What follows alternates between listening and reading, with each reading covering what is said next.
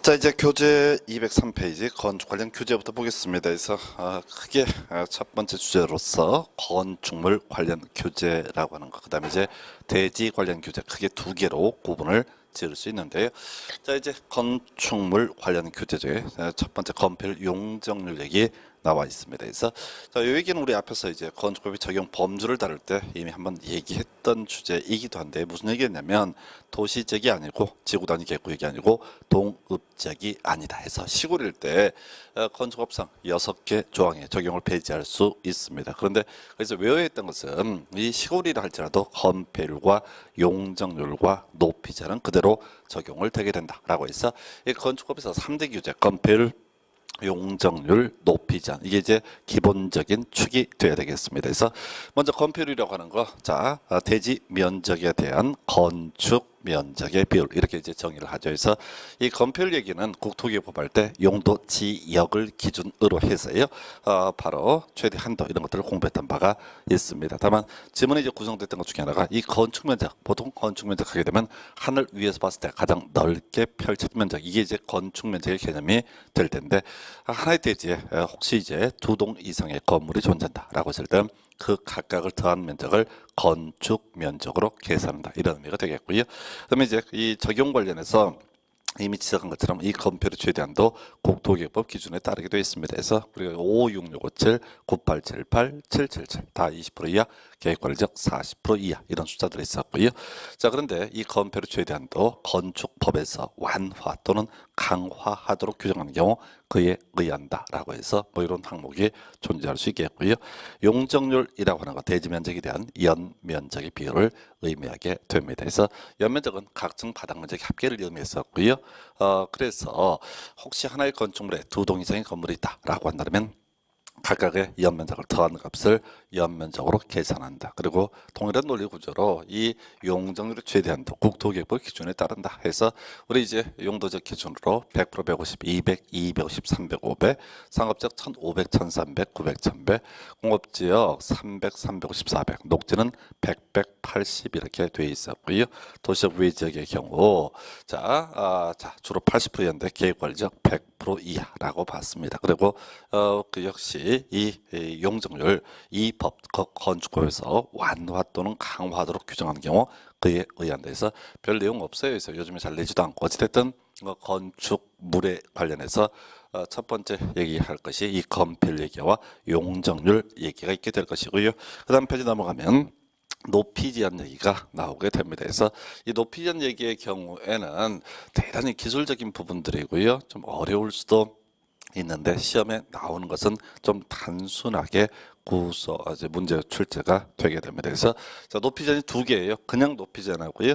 그다음에 1조 등의 확보를 위한 높이 제한. 요거 이제 우리 저거 공부했었죠.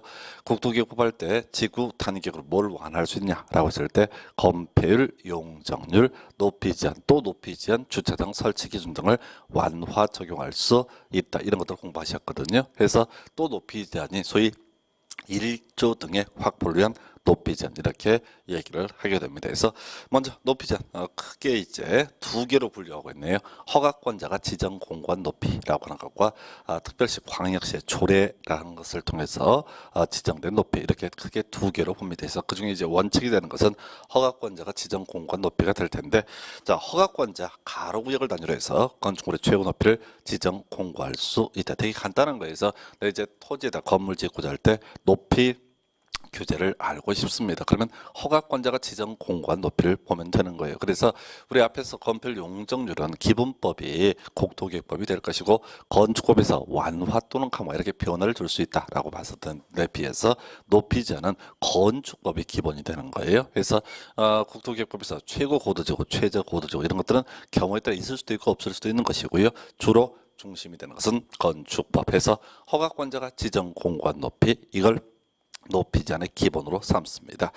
건축인의 심의 이건 중요치 않고, 두 번째 용도 형태에 따른 높이 제한해서 지금요 허가권자가 가로구역, 도로로 둘러싼 일단의 땅 덩어리를 가리켜서 가로구역이라고 부르게 될 텐데, 허가권자가 이 가로구역을 단위로 최고 높이를 지정 공고함에 있어서 무조건 하나의 가로구역에는 하나의 높이만 정하는 거냐라고 했을 때 그게 아니라 용도 형태에 따라서 서로 다른 높이를 지정을 할 수가 있다. 있다 이렇게 얘기합니다. 그래서 자 용도 형태에 따른 서로 다른 높이 지정할 수 있다. 해서 여기 이제 현실적으로 보게 되면 자 서울의 도심지 같은 데를 보게 되면 가끔 건물 중에서요 부정형이라고 그러나요? 삐뚤빼뚤 지어놓은 그런 건물 등이 존재합니다. 그래서 그게 왜 그런 거 아니? 높이전 완화를 받기 위해서 그렇게 하는 거예요. 만약에 이런 조항 높이 자 종류 자 뭐죠?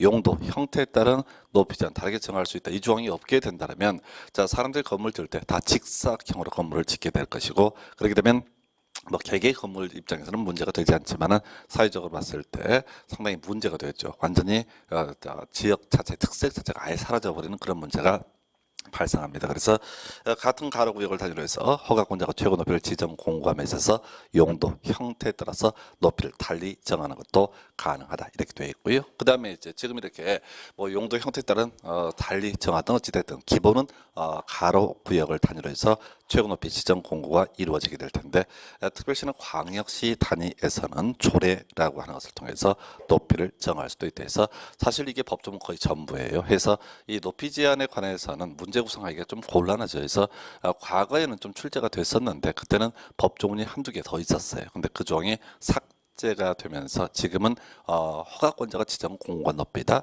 특별시 광역시 조례다. 딱 요 정도의 개념만 잡고 있으면 돼요. 이게 법조문 전부라고 보시면 좋습니다. 자, 이게 이제 그냥 높이 제한이고요. 그 다음에 1조 등의 확보를 위한 높이 제한. 자 해서 여기 이제 좀 어려울 수가 있는 부분이 이 부분이 될 텐데 원래 이제 일반적인 공법 기본서에서는 이 파트에서 아주 가관입니다. 그래서 몇 미터를 뛰냐 뭐 이런 것들을 가지고 온갖 그림들을 집어넣어서 이렇게 설명을 해주는 부분이 되는데요. 시험이 안 나와요. 그렇게 복잡한 부분은. 그래서 우리가 이제 이 공법이라고 하는 영역, 자 그 법 대 교수들이 출제를 하기 때문에 이제 기술적인 부분도 숫자 이런 것들을 약합니다. 그래서 그리고 법조문이 그렇게 되어 있을 때는 이게 한 10줄씩 되기 때문에 아예 시험에 낼 수가 없어요. 그래서 수험생 입장에서 이제 접근을 할 때는 소위 1조 등의 확보된 높이 제한 어떤 경우에 적용할 것인가 큰 제목부터 먼저 보셔야 돼. 바로 용도 지역에 따라서 소위 1조 등의 확보된 높이 제한이 하나 문제가 되고요. 또 하나가 건물의 종류, 즉 건축물의 용도에 따라서 일정한 높이 제한이 또 문제가 되게 됩니다. 그래서 자 지금 이제 먼저 논의를 할 것이 용도 지역에 따른 높이 제한 하나의 경우의 수가 되겠네요. 그래서 자 용도 지역, 자 우리가 이제 햇볕을 받아야 되는 지역이 어디냐라고 하는 거죠. 그래서 우리가 용도 지역 하게 되면 크게 도시 지역, 관리 지역, 농림지역, 자연환경 보호전적이 될 것이고요. 그 중에서 햇볕이 문제가 되는 것은 아무래도 도시지역, 그 중에서도 주상공록 분류하게 되면 아무래도 또 주거지역이 문제가 되게 될 겁니다. 상업적이나 공업적 할 때 햇볕 받기 위해서 상업적, 공업적이 가지는 않을 거란 얘기죠. 그래서 자 주거지역인데 우리 주거지역은 크게 전일준으로 구분을 할 수가 있습니다. 그 중에서 준주거지역이라고 하는 거, 주거 기능 외에도 상업 업무 기능의 보완이 필요한 지역. 그래서 준주거지역은 상업적 용도로 많이 활용이 돼요. 그래서 지금 소위 이제 햇볕을 받아야 되는 지역이 어디냐, 건물 지을 때 햇볕에 관한 부분을 신경 써야 되는 것이 전용주거, 일반 주거 이렇게 얘기합니다. 그래서 첫 번째 암기사항, 자 1조 등의 확보된 바로 높이 제한이라고 하는 것은 전용 주거, 일반 주거에서 첫 번째로 문제가 되게 된다 이렇게 봤고요. 그 다음에 이제 건물의 종류에 따라서, 용도에 따라서 제일 밑에서 두 번째 줄인가요? 공동주택 나와 있죠. 그래서 앞에서 우리가 토지 종류라고 하는 것은 항상 21가지의 용도 지역이라는 개념 논의가 전제가 돼야 되고요.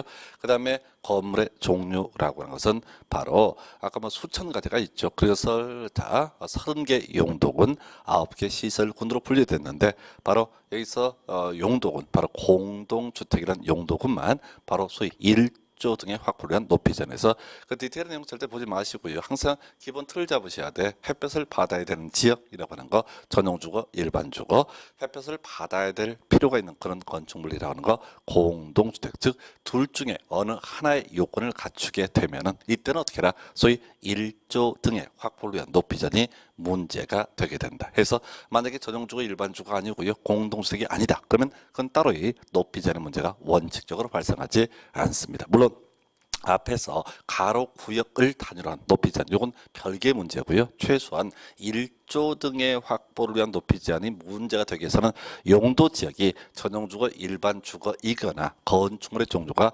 바로 공동주택일 때만 어떻다? 소위 1조 일조 등의 확보를 위한 높이자니 문제가 되게 된다. 이걸 머릿속에 뼛속에 새기셔야 돼. 안 그러면 그 내용 읽다가 세월 다 보냅니다. 뭔 소린지도 알아먹을 수도 없는 얘기를 계속 읽다가 놓쳐버려요. 그래서 다시 갑니다. 기본 축이에요. 항상 또 예외에서 시험에 나오게 되는데 일단은 1조 등의 확보를 위한 높이자는 용도 지역 기준으로 전용주거, 일반주거, 그 다음에 건축물의 종류를 기준으로 봤을 때는 공동주택에서만 문제가 되게 된다. 이게 기본 축이라고요. 그런 전제에서 거기 이제 용도지역, 전용주거, 일반주거지역에서 높이 제한해서 자, 두 개로 분류가 되네요. 별로 안 중요해요. 해서 정북방향 인접대지와의 경계선으로부터의 격리라고 하는 개념, 그리고 정남방향 인접대지와의 경계선으로부터의 격리. 그게 이제 두 개가 문제가 되는데 사실은 이건 몰라도 크게 살아가는 데 지장이 없습니다. 그래서 이거는 소위 1조 등의 확보를 위한 높이자는 어떤 규제 유형이지 이 자체가 핵심이 되지는 않아요. 그런데 우리 수험생들이 특히 이제 이런 거에 막 몰입을 해가지고 뚫어져 쳐다봅니다. 해서 삽질되겠습니다. 해서 그저 기억하실 것은 뭐라고요? 전용주거, 일반주거에서 설명드릴게요. 이런 구조예요. 자, 토지가 있습니다. 했을 때, 자, 지금 위에가 북쪽이 고 아래가 남쪽이다. 이런 전제에서 자, 이 토지가 두 개 필지로 되어 있다라고 전제를 해보겠습니다. 자, 그럼 이제 우리가 낮 시간대 햇볕을 받게 됩니다. 그래서 뭐 이제 이 강의하다 보면 이제 아침에 햇볕 받는 걸로 이제 오해하는 분들이 있는데 그렇지 않아요. 햇볕을 주로 받는 시간대 아침에 받을 수 있으면 좋겠지만은 최소한 낮에도 어떻다. 낮에는 햇볕을 받을 수 있어야 된다. 해서 자, 지금 이제 남쪽에 해가 이렇게 존재하고 있을 거예요. 자, 그랬을 때 지금 이제 남쪽 대지를 갖고 문제를 삼는 거예요. 이 대지에 건물을 너무 높게 지어 올리게 되면 어떤 문제가 발생하냐면 바로 이 북쪽 대지 소유자가 햇볕을 받을 수 없는 문제가 발생합니다. 그래서 얘가 높아버리면 뒤에 있는 애가 얘한테 그늘에 가려서 햇볕을 받지 못하는 문제가 발생해요. 물론 논의의 전제는 이게 뭐가 됐을 때 전용 주거 지역이라든가 일반 주거 지역이란 전제가 됐을 때만 얘기하는 거고요. 그래서 전용 주거 일반 주거 지역입니다. 했을 때 이 남쪽에 건물을 지을 때는 북쪽 대지 소유자를 배려해서 건축물을 일정 규모 이하로 지어야 된다. 이런 의미가 되겠어요. 그래서 그럼 어떻게 할 것이냐? 우리 법에서는 이런 식으로 표현합니다. 그래서 지금 건축을 함에 있어서 정북 방향, 동북 서부가 아니고요. 자, 가장 피해를 많이 받을 게 정북 방향이거든요. 그래서 정북 방향과의 인접 대지가 있게 되겠죠. 북쪽 방향은 그 위에도 대지가 있을 수 있으니까. 그래서 정북 방향 인접 대지와의 경계선으로부터 기준점을 이루 삼는 거예요. 이 경계선으로부터 일정 거리를 격리해라 라고 하는 것. 그래서 법에서는 이렇게 표현을 하고 있죠. 정북 방향 인접 대지의 경계선 으로부터 대통령령이 정하는 높이 이하로 해라. 그래서 이게 무슨 의미냐면 이런 식이에요. 자, 정북방향 인접대도의 경계선으로부터 일정한 거리를 격리를 해라라고 이렇게 표현합니다. 그래서 일정한 거리를 격리를 하라는 얘기는 결국은 뒷뜰을 만들어서 그늘을 자기 땅에다 지게 하는 거. 자, 그래서 일정 거리를 격리할 능력이 안 된다. 토지의 면적이 좁게 되면 뒤로 뺄 수 있는 한계가 있다는 얘기죠. 그럼 어떻게 해라? 낮게 지어라라는 의미. 굳이 비하면 그런 식이죠. 우리가 이제 영화관 같은 데 가서 보다 보면은 스크린 쪽 앞쪽에 키 큰 분이 이렇게 있는 경우 있다고. 키 큰 분이 했을 때 아는 사람이라고 치고 그렇게 얘기하는 거죠. 야, 어떻게 해라? 정대가 당신 머리에 가려서 스크린 보이지 않으니까 자, 어떻게 해라? 좀 낮게 해라. 고개를 숙여라 라고 얘기를 하게 되는 거죠. 아니면 어떻게 하든가 더 앞으로 나가든가 라고 하는 개념에서 결과적으로 이건 이렇게 해석하는 거죠. 만약에 일정한 거리를 격리할 수 없다면 어떻게 해라? 낮게 바로 건물을 지어라 라고 하는 개념이 정북방향 인접대지와의 경계선으로부터의 격리. 말이 아주 어려워요. 그래서 일단 논의의 포인트는 뭐라고요? 핵심은 전용주거, 일반주거에서만 이런 것이 문제가 되게 된다. 야, 이 전용주거 일반 주거일 때는 건축물의 종류를 따지지 않습니다. 자, 보십시다. 우리 앞에서 건축물의 용도 변경이라고 하는 개념을 공부를 했어요. 그래서 자, 주택이 아니라고 할지라도 또 앞으로 주택으로 용도를 변경할 수도 있는 것이고요. 또 하나 이 주택이 아닌 건물이 가리더라도 가리기 마찬가지거든요. 그래서 전용주거 일반 주거지역에서는 원칙적으로 정북 방향 인접대지와의 경계선으로부터 일정한 거리를 격리를 하지 않게 그럴 능력이 안 되게 되면 바로 건물을 낮게 지으시오라고 하는 개념. 이게 바로 자, 조 등의 확보된 높이전의 가장 기본이 되겠습니다. 그런데 그 두 번째 항목으로서 정남 방향 인접대조의 경계선으로부터의 경우에 이건 더 안 중요해요. 왜? 지문 길이 구성하기가 너무 어렵게 되어 있거든요. 개념만 설명을 드릴게요. 지금 이제 기본적으로 1조 등의 확보된 높이전 전용주거 일반 주거에서 정북 방향 인접대조의 경계선으로부터 일정한 거리를 격리를 하시오 이렇게 되어 있단 말이죠. 그러면 이제 만약에 이 조항을 그대로 적용을 하게 되면 어떤 문제가 터지게 되냐면 자, 이 사람의 경우도 어떻게 해야 돼요? 북쪽으로 일정한 거리를 격려해야 됩니다. 가능하면 어떻게 해야 돼요? 앞으로 당겨줘야 돼요. 그 뒷사람도 어떻게 해야 돼요?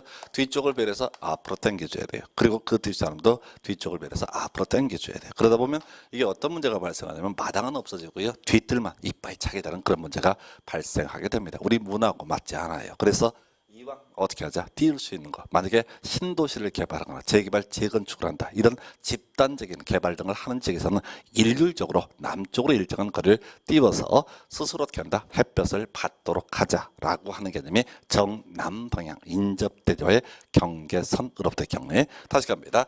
소위 일조적인 확보를 높이지 않은 전용주거 일반 주거에서 원칙은 정북 방향 인접대조의 경계선으로부터 경례 해서 취지가 뭐라고요? 북쪽 대지 소유자를 배려해서 남쪽으로 좀 옮기시오. 능력가 되면 낮게 지으시오. 이런 개념인데 도시개발구역 또 정비구역 등에서는 집단적인 개발을 시행함에 있어서는 굳이 띄울 것이 아니라 스스로 물러서서 햇볕을 받는 방향 뭐 이런 것들이 있을 수가 있겠고요.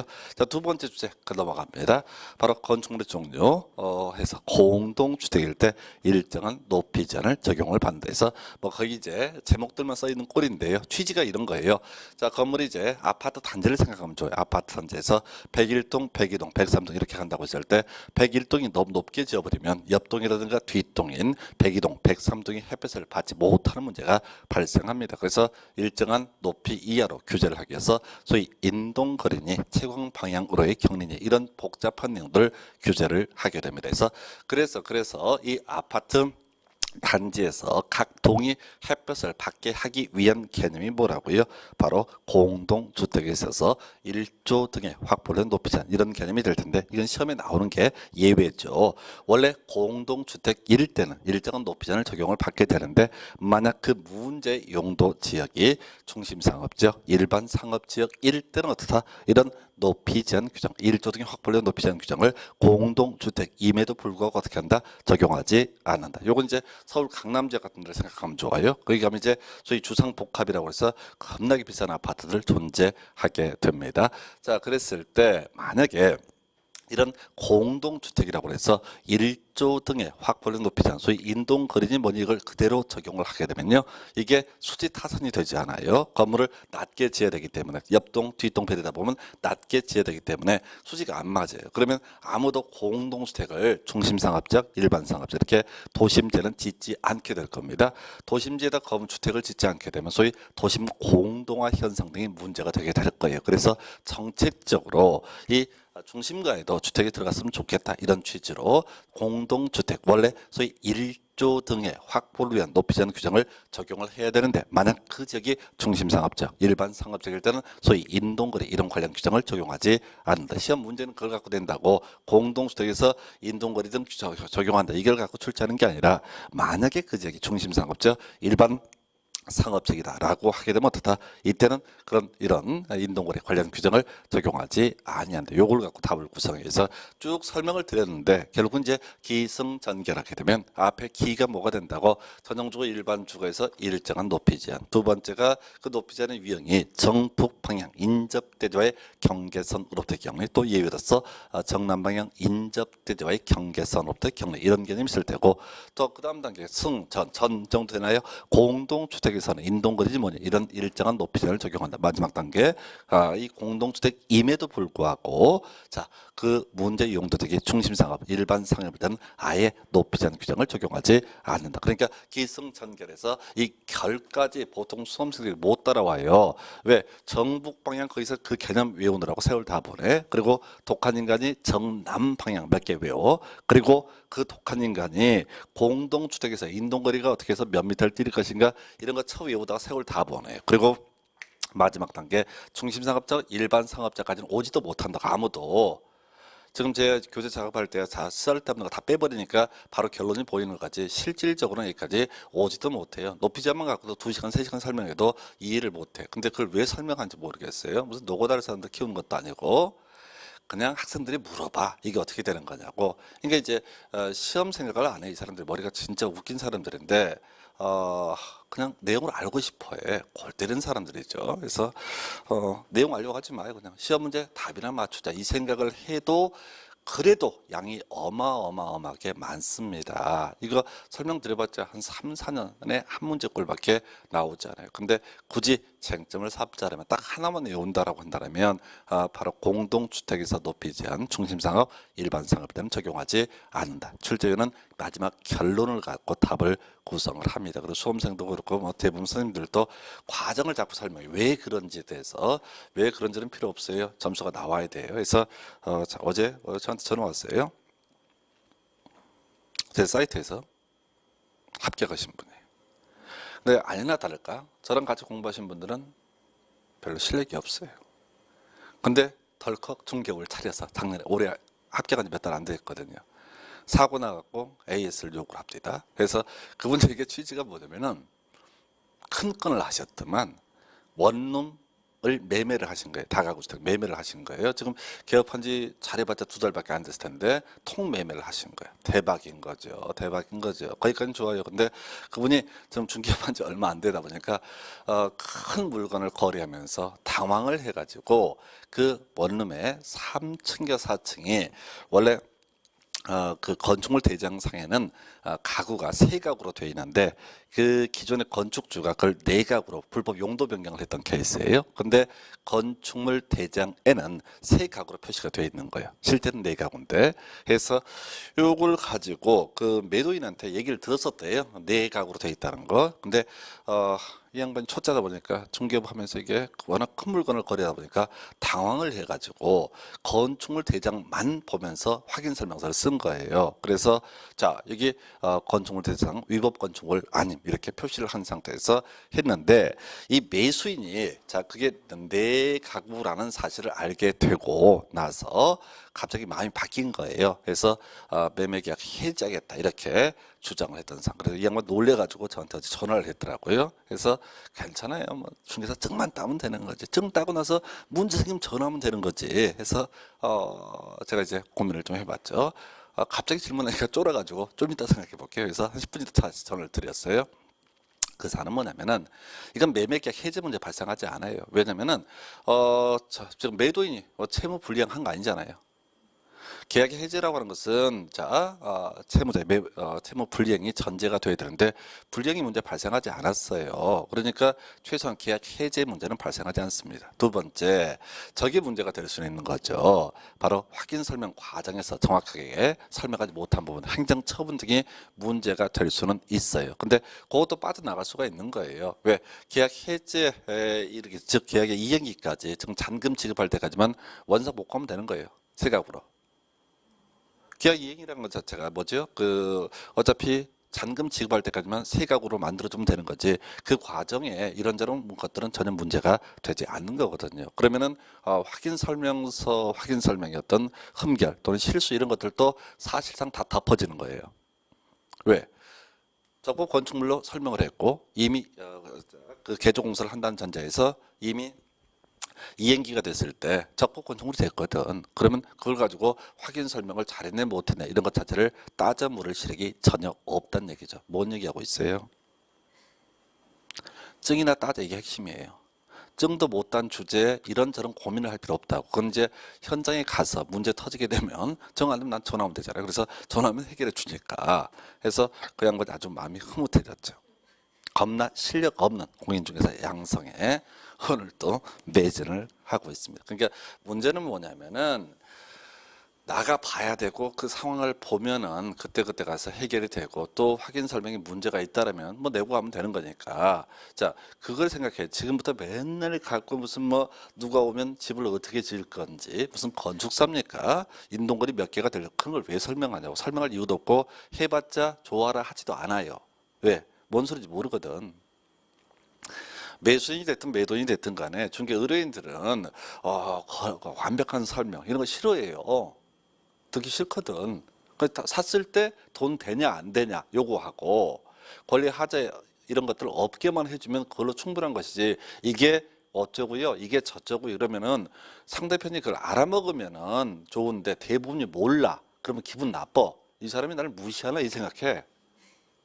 그냥 찌질이들끼리 그냥 아주 치고받고 하고 있어요. 그래서 하나만 더 외웁시다. 그래서 지금 이제 1조 등의 확보를 높이지 않은 설명을 드렸는데 마지막 결론 2층 이하이고 8m 이하인 건축물 조례가 정하는 바에 따라서 아예 높이지 않은 규정을 적용하지 아니할 수 있다. 나와 있죠? 자, 이것도 질문 간단하기 때문에 항상 내는 질문 중에 하나에서 이 정도가 소위 1조 등의 확보를 위한 높이지 않 이렇게 정리를 하게 됩니다. 그래서 자 이렇게 살펴드렸고요. 그다음에 이제 구조안전등에서 일단 지금 건축물 관련 교재에서 건폐라고요, 용적률하고요, 높이 제한까지 설명을 드렸어요. 그래서 건축물의 3대 규제는 건폐율, 용적률, 높이 제한입니다. 근데 19회 시험에서 나왔던 것이 구조안전 확인 서류의 제출 요거 나와 있죠. 해서 19회는 벌써 8년 9년 동안 출제가 되지 않은 주제예요. 그래서 지금 제가 교재 작업할 때 뭐 제 교재가 얇다고 별 걱정을 다 하는 인간들이 있어요. 하여튼 머리 나쁘면은 생각하지 말고 그렇게 얘기를 해도 개의치 않고 막 생각을 하고 교재가 너무 얇은 게 아니냐. 당신 머리 갖고 이것도 못 외워. 이거 다 외우게 되면요. 100점 나오면 100점.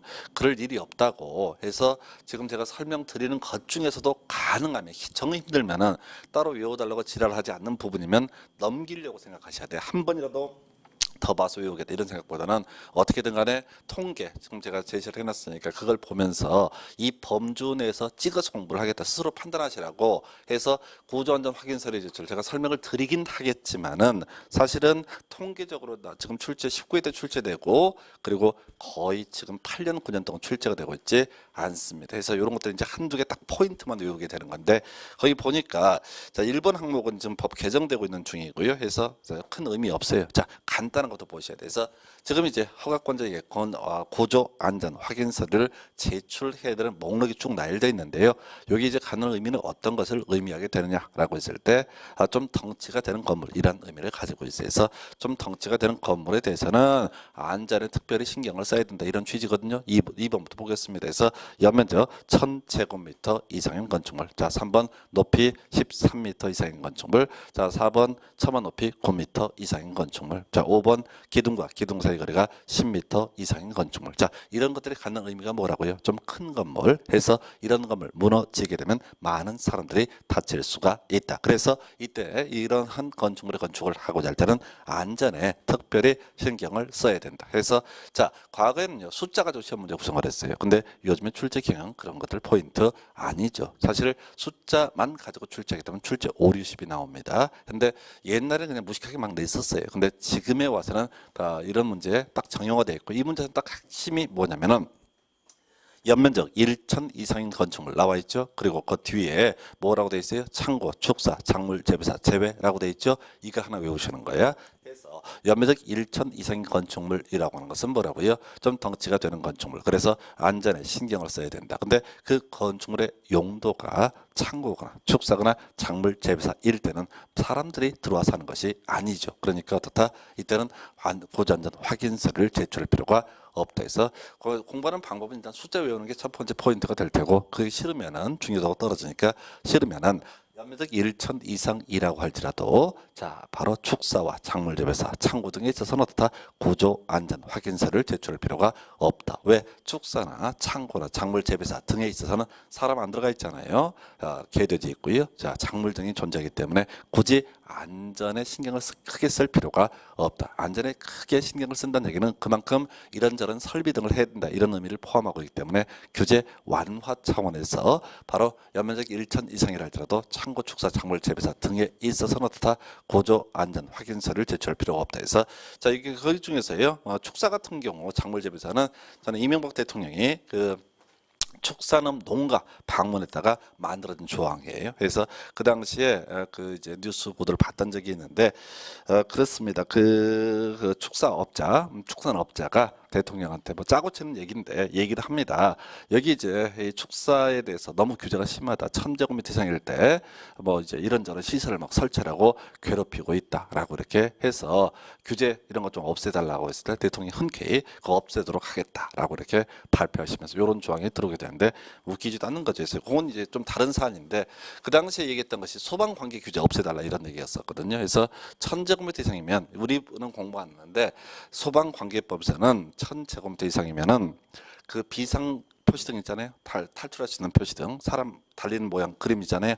그걸 다 설치하게 돼 있었거든요. 그래서 그 당시에 그 이제 언론에 나왔던 그 장면이 뭐냐면은 축사도 1000제곱미터 이상일 때 이 비상 표시등을 설치하도록 강제하고 있었습니다. 그래서 그걸 가지고 언론에서도 그 당시 대통령 수행했던 사람들이 어떤 식으로 얘기하게 되냐면 쓸데없는 규제다 이런 식으로 무슨 소가 불났다고 비상 표시등 보고 움직인다는 얘기냐 해서 또 그냥 언론까지 다 그 당시에 서로 닥치면서 좋은 아이디어다 뭐 그런 걸 규제를 하는 이렇게 무식하게 얘기하는데 불났을 때요 소 보고 그거 보고 도망가라는 얘기 아니고요 그 안에서 일하는 사람들 얘기하고 있는 거예요.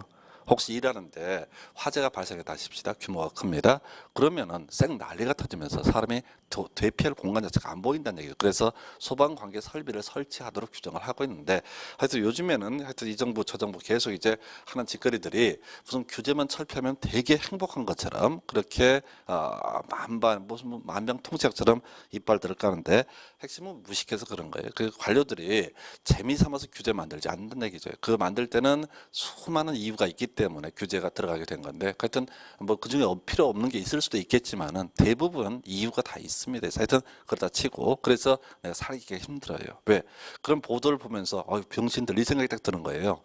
왜냐면 제가 그 법을 아니까 이유가 있거든요. 근데 그걸 가지고 대통령도 그렇고 옆에 대본 써준 애도 그렇고 또 축산업자 그 사람도 방송 카메라 앞에서 그렇게 멘트하고 아주 그냥 바보들의 합창이다 이런 생각을 하니까 주변에 친구가 없어요. 그래서 하여튼간에 구조안전 확인서를 제출 연면적이 1천 이상일 때 제출해야 된다. 그러나 그 건축물의 용도가 창고 축사 작물 재배사 일대는 어떻다 그러하지 아니하다. 이 정도로 하겠습니다. 그 뒤에 나와 있는 내용은요.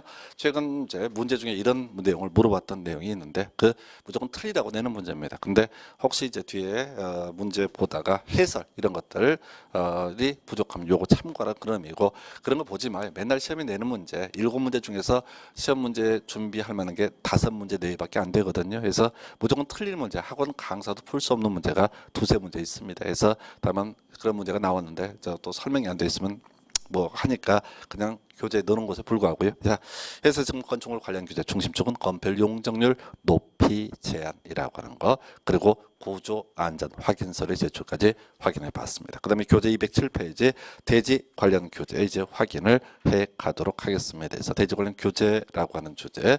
자, 해서 보니까 대지 분할 제한부터 얘기가 시작이 되게 됩니다. 자, 이 대지 분할 제한 면적, 이 분할 제한 면적이라고 하는 이 개념은 정말 많은 출제가 이루어지고요. 지금 13년 동안 3문제가 4문제가 출제가 될 정도로 중요 이슈입니다. 그래서 그냥 단순 암기예요. 자, 분할 제한 면적에서 주거적 60, 상업적 150, 공업적 150, 녹지 200, 그 밖의 지역 60 미만으로 분할할 수 없다라고 되어 있습니다. 그래서 자, 요건 이제 우리 앞에서 공부했던 1필지 1대지 원칙의 개념과 관련이 되는데 하나의 필지, 하나의 대지를 보고 건물 한 개를 지을 수가 있다. 이게 기본 구조이거든요.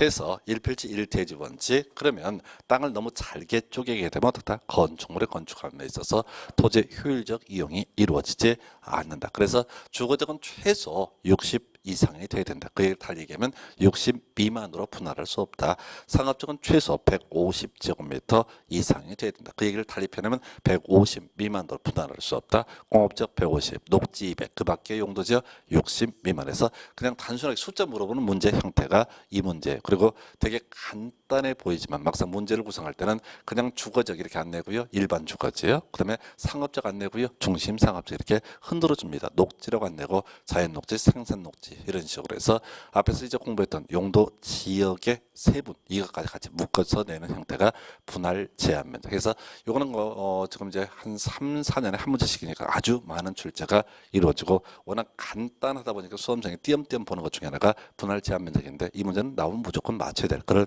주제 중에 하나고요. 그 다음에 이제 분할 제한 기준이라고 하는 게 있는데 이게 지문 한 번 구성됐어요. 13년 동안 해서 요거는 뭐 보고 버려야 되는 건데 이런 식입니다. 우리가 건축을 하면서 앞에서 공부할 때, 자, 건폐율 규제라고 하는 거 있었죠. 그래서 하늘 위에서 봤을 때 넓게 펼쳐진 면적, 소위 건축 면적, 자기 멋대로 뽑을 수 없습니다. 용적률, 연면적, 자기 마음대로 뽑을 수 없습니다. 높이도 자기 마음대로 뽑을 수가 없었습니다. 그래서 일정한 규제 받아서 건물을 짓습니다. 그런데 이런 경우 있다 하십시다. 이 토지의 건폐율이 50%다 해서 50% 가득 채워서 한쪽에 몰아서 건물 지어놓고 나서 나중에 갑자기 토지를 분할을 싹 해버리게 됩니다. 그러면 이게 이제 웃기게 되는 거죠. 이런 토지 분할은 허용되지 않는다. 자, 용적률을 맞춰서 건물 지어놓고 또 토지 분할하게 되면 용적률 위배되는 토지 분할이거든요. 높이 제한에 맞춰서 건물 지어놓고 대지를 분할을 하게 되면 또 높이 제한에 위반되는 토지 분할, 대지 분할이 되게 되는 겁니다. 그래서 그건 다 외우는 게 아니라 우리 앞에서 공부했던 거 계속 묶여 나오잖아요. 건폐율, 용적률, 높이 제한 이게 중심축이라고 해서 이 기왕에 지어진 건축물에 대해서 자 대지를 분할하는 거 뭐 허용될 수도 있는데 그것이 건폐를 위반하거나 용적률을 위반하거나 높이 제한 또 높이 제한을 위반하는 경우에는 다 허용되지 않는다. 해서 6개 나와 있는데 4개만 대충 틀만 잡는 거예요. 그래서 무조건 이제 건축물 관련 규제는 건폐율, 용적률, 높이 제한 또 높이 제한 이런 식으로 묶어서 가야 될 그런 주제고요. 지분 하나니까 가치가 없어요. 답도 아닌 지분이고요. 그 다음 나오는 것이 대지와 도로의 관계라고 하는 것 나와 있습니다. 그래서 자 대지와 도로의 관계 자 지금 원칙이라고 되어 있고요.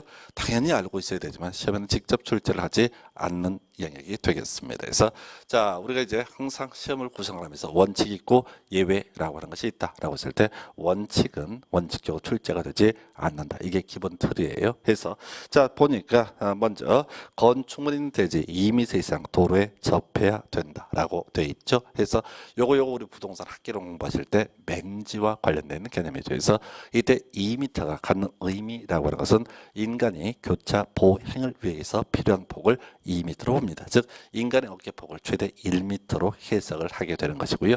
해서 어떤 대지가 생명력을 얻기 위해서는 도로에 2m 이상 접해야 된다. 해서 대지가 도로에 2m 이상 접하지 않게 되면 그걸 소위 맹지라고 기본적으로 얘기를 하게 됩니다. 자, 근데 이제 2m의 도로라고 하는 거 바로 통로로서의 의미를 가지고 있어요. 그래서 출입의 지장이 없다거나 건축물 주변에 공지 등이 있다라고 하면 출입할 수 있기 때문에 대지가 도로에 2m 이상 접하지 않아도 건물을 지을 수가 있다. 이게 이제 배경 설명이라고요. 근데 이건 시험에 안 나온다고.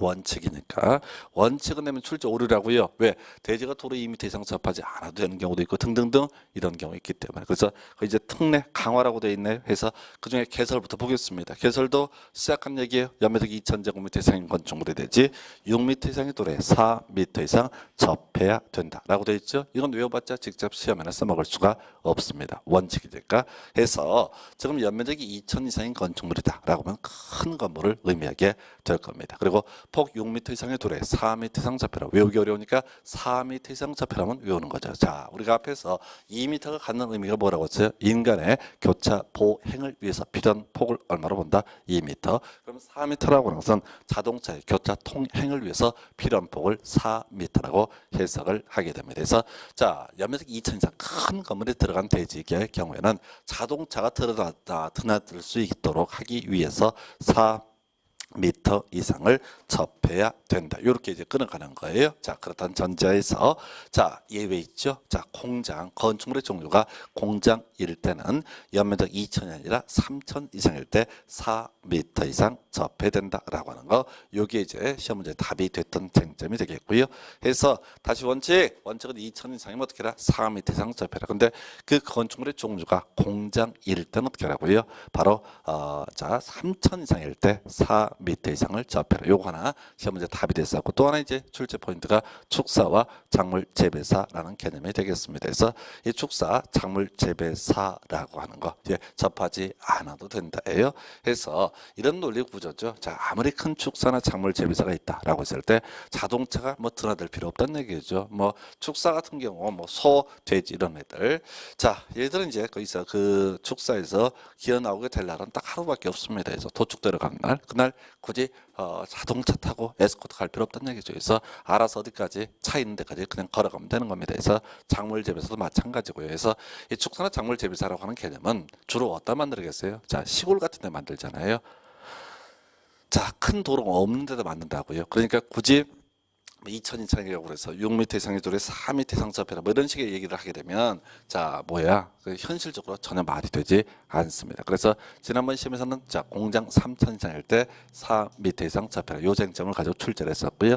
또 한번 다시 출제한다면 또 공장이 또 나올 수도 있겠고 또 하나가 축사를 가지고 구성을 할 수도 있을 겁니다. 작물 재배사 축사의 경우 시골이기 때문에 굳이 접하지 않아도 된다. 이런 식의 논리 구조에서 이렇게 해서 이제 대조의 소의 관계라는 개념 확인했고요.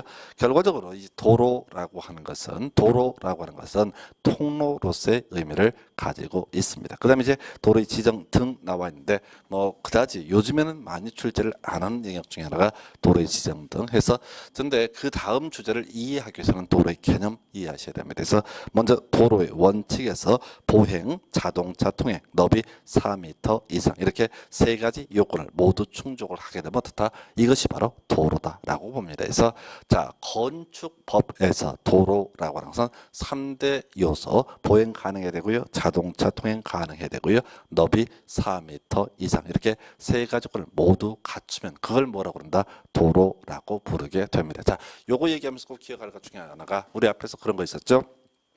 건축법을 적용하지 않는 건축물에서 지정문화재, 가지정문화재, 고속도로 통행료 징수시설 이런 것들을 공부했던 바가 있습니다. 그래서 고속도로 통행료 징수시설 만약 건축법 적용을 하게 되면요. 그러한 고속도로 통행료 징수를 아예 법상 설치할 수 없습니다. 자, 건축법에서는 도로에 접해 있으라고 그래, 도로에. 근데 도로의 요건에는 반드시 필수적인 요건이 보행 가능해야 되고요. 그다음 자동차 통행 너비 4m 이상. 그 중에서 뒤에서 보시겠지만 절대 포기할 수 없는 요소가 바로 보행이 가능할 것이라는 거예요. 근데 그 이제 고속도로 같은 경우는 사람이 나다닐 수가 없습니다. 그래서 그것을 건축법에서는 도로로 인정을 하지 않고요. 따라서 이 고속도로 통행료 징수시설 같은 거 만약 그대로 건축법을 적용을 하게 되면 아예 건물 못 짓습니다. 그 못 짓기 때문에 건축법을 적용하지 않는다 이렇게 할 것이고요. 그래서 일단 기본 요소 도로라고 하는 거 보행 자동차 통행 너비 4m 이상 이런 요건을 모두 갖추게 되면 어떻다? 이것을 우리가 도로라고 부르게 되는데 옛날에 문제 구성할 때 포인트 예정 도로도 건축법상의 도로다. 그 다음에 그 박스 안에 들어가 있는 거 신설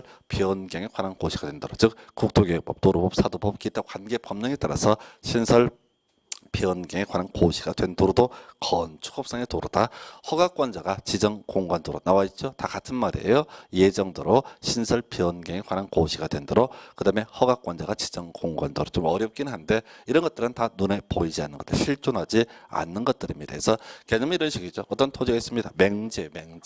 자, 맹지인데 지금 도로를 설치하기로 어떻게 자 이렇게 도로를 설치하기로 신설 변경에 관한 고시가 됐다. 또는 허가권자가 지정 공고했다. 혹은 자 예정 도로이다라고 하면 다 같은 개념 눈에 보이지 않아도 이 문제 맹지에 건물을 지을 수가 있다. 뭐 이런 식의 개념인데 굳이 시험에 나오지 않으면 지금 도로의 3대 요소가 보행 가능할 것, 두 번째 자동차 통행 가능할 것, 그리고 세 번째가 바로 너비가 4m 이상 이렇게 세 가지 요건을 갖춰야지 도로라고 전제를 했습니다. 그런데 지금 보게 되면은 자 예외로서 자동차 통행이 불가능해도 도로가 될 수 있다. 그리고 막다른 도로 이렇게 되어 있는데 결론만 얘기하게 되면 너비가 4m가 되지 않아도 도로가 될 수 있다. 이렇게 이제 법에서 정의를 하게 됩니다. 그래서 지금 대지의 생명력을 불어넣는 길이 아니라 도로라고 정의하고 있고 도로의 3도에서 보행, 자동차 통행, 너비 4m 이상 이런 요건을 갖춰야지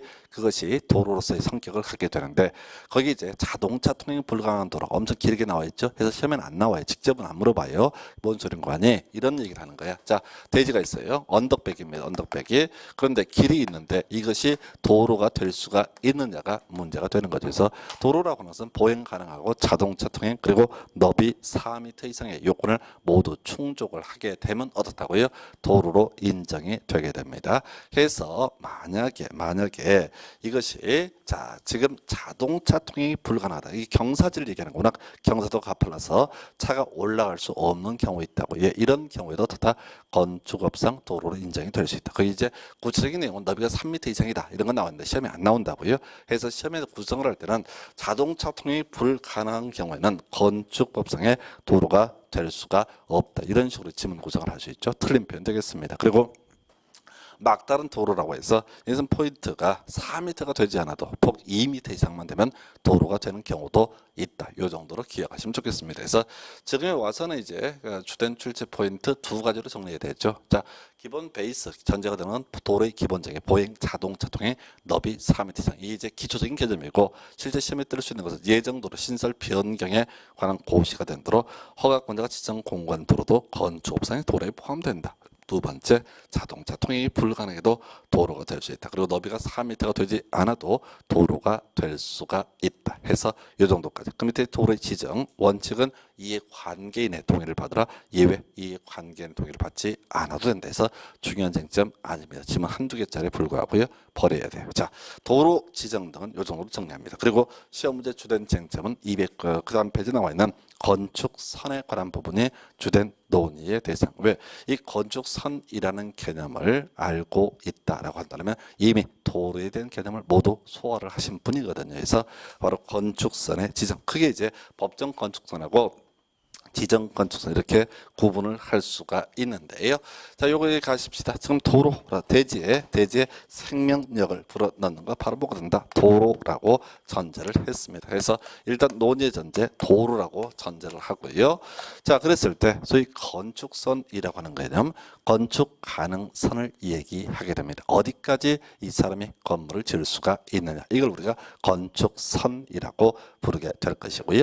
자, 그래서 이 건축선이라고 하는 거 이렇게 정리를 하게 됩니다. 그래서 자, 따로 얘기 없으면요. 대지와 도로의 경계선까지를 어떻다? 건축선으로 삼게 됩니다. 그래서 특별한 사정이 없으면 이 대지와 도로의 경계선까지 어떻게 할 수 있다? 건물을 지을 수 있다. 맞으면 대지 소유자도 대지와 도로의 경계선까지 건물을 지을 수 있다. 굳이 뭐 얘기하면은 도로까지 삐져나오면 안 된다. 뭐 이런 식의 개념이 건축선이에요. 자, 그런데 지금 도로라고 하는 것에서는 자, 그 폭이 원칙이 뭐 4m. 근데 4m가 되지 않아도 다 도로가 될 수가 있다. 그러니까 2m만 돼도 도로가 되는 경우가 있다고 그랬어요. 그래서 이걸 우리가 가리켜서 4m가 되지 않는 도로. 자, 이걸 굳이 법적으로 표현하면 소요 너비에 미달하는 도로 이렇게 정의를 하게 됩니다. 그래서 자, 그러면 자 보십시다. 어떤 대지가요 소요 너비에 미달하는 도로에 2m 이상 접해 있다. 건물 지을 수 있다 없다? 당연히 지을 수 있다. 이렇게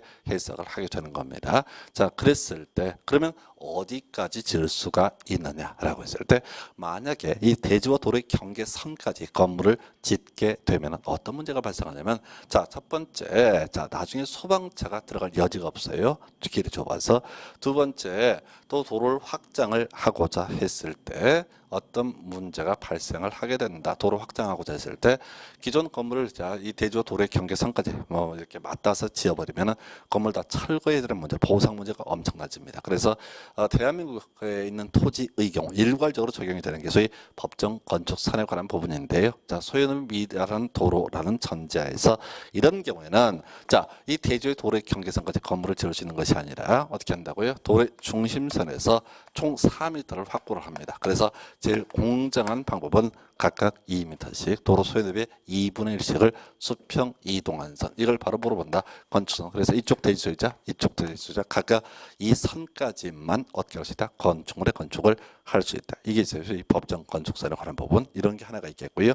지난주에 다 공부하셨잖아요. 자, 그다음에 소유너비의 미달한 도로입니다. 그리고 대지가 있는데 한쪽에 경사지, 철도 부지, 하천 부지 등이 존재 하게 됩니다. 자, 그랬을 때 이들은 경사지 등이 있는 쪽 도로 경계선에서 도로 수요 넓이 즉 4m만큼을 수평 이동한 선을 뭘로 본다? 건축선. 해서 이걸 가지고 지난 시간에 공부할 때 이런 얘기를 했습니다. 그래서 원래 이제 대지 면적은 대지 수평 투영 면적을 의미하게 될 것인데 이때 건축선과 도로 경계선 사이 부분의 이 면적, 건축선과 도로 경계선 사이 이 부분의 면적은 대지 면적에서 제외한다. 이런 식으로 공부를 했던 기억이 있습니다. 그래서 그 얘기를 하고 있는 것이고요. 그래서 자 이게 도로가 결국은 4m가 되지 않아도 바로 건물을 지을 수 있는 케이스 이렇게 설명드렸고요.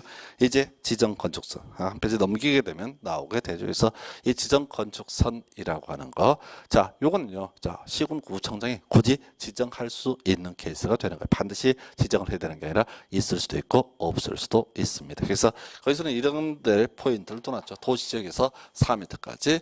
자 이미 이 도로가 4m를 충족한 상태입니다. 즉 도로 소요 넓이를 충족을 했어요. 그러면 대지와 도로의 경계선까지 건물을 짓는 게 가장 기본적인 골격이 되는 거예요. 자, 법정 건축선의 문제가 발생하지 않는다고요. 그런데 이 지역이 용도 지역이 도시 지역이다라고 했을 때 최대 몇 미터까지 후퇴시킬 수 있다? 4m까지 후퇴를 시킬 수 있다. 그래서 용도 지역, 도시 지역 법에서는 이렇게 표현을 하고 있는데 현실적으로는 상업 지역을 생각하시면 좋습니다. 그래서 중심 상가 어떤 주로 이제 신도시 지역 가게 되면 중심 상가 지역이 있는데 그런데 보게 되면 중앙 통로 이런 것들이 엄청 넓습니다. 지자체가 도로를 설치하게 되는 건데 지자체가 돈이 많아서 그렇게 도로를 폭넓게 설치하는 것이 아니라 어떻게 한다고요? 바로 일단 4m를 충족한 상태에서 얼마까지 최대 각각 4m씩을 후퇴를 시킬 수가 있다. 그래서 기본도로 4m에다가 양쪽 8m 하게 되면 합이 8m 하게 되면 최대 12m까지 뽑을 수가 있다. 그러면 앞에서 이런 얘기했죠. 법정 건축선과 관련해서는 바로 건축선과 도로 경계선 사이 부분의 면적은 대지 면적에 산입하지 않는다. 이렇게 설명을 드렸었는데 그러면은 이 부분은 어떻게 되는 거냐 했을 때 당연히 이때는 대지 면적에 산입을 해줍니다. 왜? 토지 소유자한테 이거 없이 수용도 해갈 것도 아니면서 3m를 갉아먹는다. 이거 토지 소유자가 용납하지 않습니다. 데모하고 난리 난다고요. 나머지는 무조건 국가적으로 필요한 거니까 그렇다 치더라도 얘는 필요에 따라서 허가권자 시군구청장이 지정할 수도 있고 안 할 수도 있는 그런 사안이라고요. 근데 안 해도 되는데 시군구청장이 4m씩을 갉아먹는다. 그러면 토지 소유자가 가만히 있지 않는 거죠. 그래서 이 부분에 대해서는 어떻게 한다? 대지 면적에 산입을 해준다. 그러면 토지 소유자 입장에 손해보는 게 없는 거예요.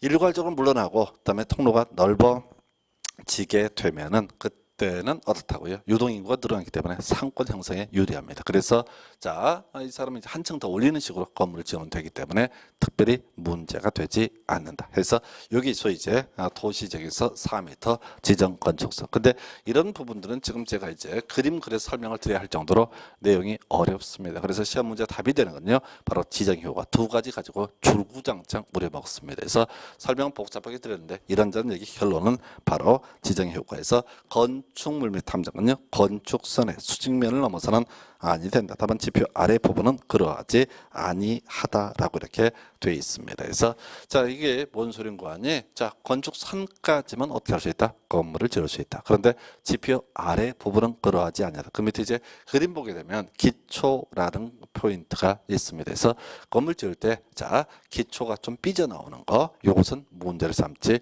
않겠다. 이런 취지가 되겠고요. 그래서 지하층은 허용되지 않는다라고 하는 것도 기억을 했으면 좋겠습니다. 그래서 정말 간단한 법조문인데 끊임없이 구성하는 게 자 지표 아래 부분은 그러하지 아니한데 자 건축물과 담장은 건축선의 수직면을 넘어서는 아니 된다라고 하는 거 요거 하나 포인트가 되겠고요. 두 번째가요. 출입구 등 관련해서 검토합니다. 해서 이 건축물 및 담장은 건축선의 수직면을 넘어서는 아니 된다라고만 규정을 하고 있다라고 했을 때 어떤 문제가 발생을 할 수가 있느냐라고 했을 때 자 요거 이제 창문 출입구가 문제가 될 수가 있습니다. 그래서 일단은 거의 도로면에서 4.5m 이하에 있는 출입구 창문 등 이렇게 되어 있는데 4.5m의 의미라고 하는 것은 바로 화물 자동차의 적재 기본적인 높이 제한이 되겠습니다. 그래서 4.5m 그랬을 때 지금 앞에서 도로라고 하는 것은 원칙적으로 자동차 통행이 가능하다 이렇게 이제 설명을 드렸었는데요. 이런 문제가 발생을 하게 되는 거죠. 지금 자 바짝 보통 이제 건축물 건축할 때 건축선에 바짝 붙여서 짓는 게 일반적인 이해가 될 거예요. 왜? 특히 이제 상업용 건축물 등에서는 뭐 때문에 간판 때문에 최대한 딱 붙여서 지어야 돼요. 자, 그런데 자, 만약에 자, 도로면에서 4.5m 이하, 즉 1층과 2층을 의미하게 될 텐데요. 이런 경우 자, 창문을 열었을 때, 출입구를 열었을 때 건축선의 수직면을 넘어서게 되면 어떤 문제가 발생한다고요?